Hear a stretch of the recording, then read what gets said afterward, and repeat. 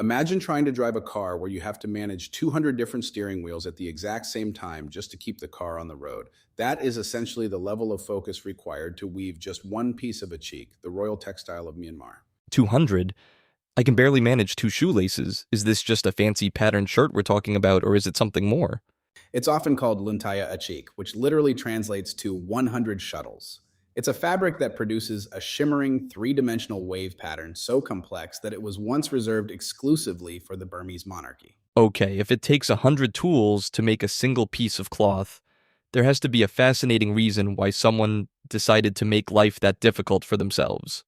To find the roots of Acheik, we have to look at the Konbaung dynasty in 18th century Burma.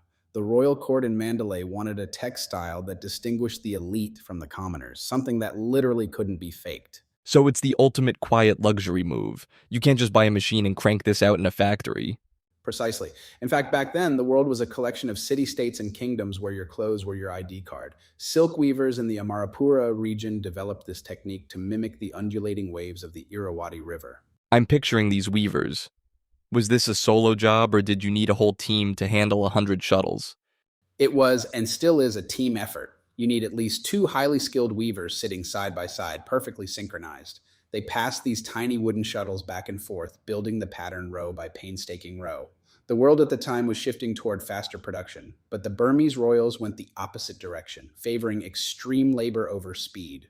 The process starts with thousands of silk threads, but the magic happens in the horizontal weft threads. Instead of one long thread going across the loom, the weavers use up to 200 individual shuttles, each wound with a different shade of silk. Wait, so they aren't just weaving, they're basically painting with thread. How do they even keep track of which color goes where without losing their minds?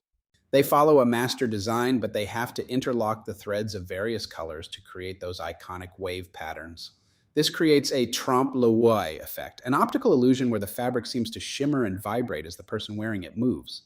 It sounds like it weighs a ton. Is this a full body suit, or how do people actually wear it? It's primarily used for the paso for men, which is like a sarong, and the tamain for women. Men's designs usually stick to bolder geometric zigzags and interlocking cables. Women's designs are even more intricate, weaving floral motifs and creepers through the waves. I'm guessing you didn't wear this to go grab groceries. What happened if a commoner got their hands on it during the royal era? In the days of the monarchy, wearing the wrong pattern could literally land you in prison or worse. The kings and queens dictated exactly which floral arabesque designs were for the palace and which were for the high-ranking officials. It was a visual hierarchy. We live in an era of fast fashion where you can buy a shirt for $10. Does anyone actually still spend months making one piece of cloth with 100 shuttles? Surprisingly, yes. Acheik has survived the fall of the monarchy, British colonialism, and the digital age. Today, it's the gold standard for Burmese weddings and formal ceremonies. It's a symbol of national identity that hasn't been cheapened by mass production. It feels like a rebellion against the modern world. If it's that hard to make, it must be insanely expensive. A genuine hand-woven Luntaya Acheik can cost thousands of dollars and take months to complete. While there are cheaper printed versions for everyday use, the real thing remains a family heirloom. It's one of the few textiles in the world where the handmade aspect is so visible you can actually see the texture of the human effort in every wave. So it's not just a fashion choice, it's a piece of engineering and a historical archive you can wear. Exactly. It connects the modern person to the weavers of 2 centuries ago, using the exact same physical motions and communal effort. What's the one thing to remember about a cheek? Remember that a cheek isn't just a pattern. It's 100 shuttle feet of human synchronization that turns silk into shimmering woven liquid.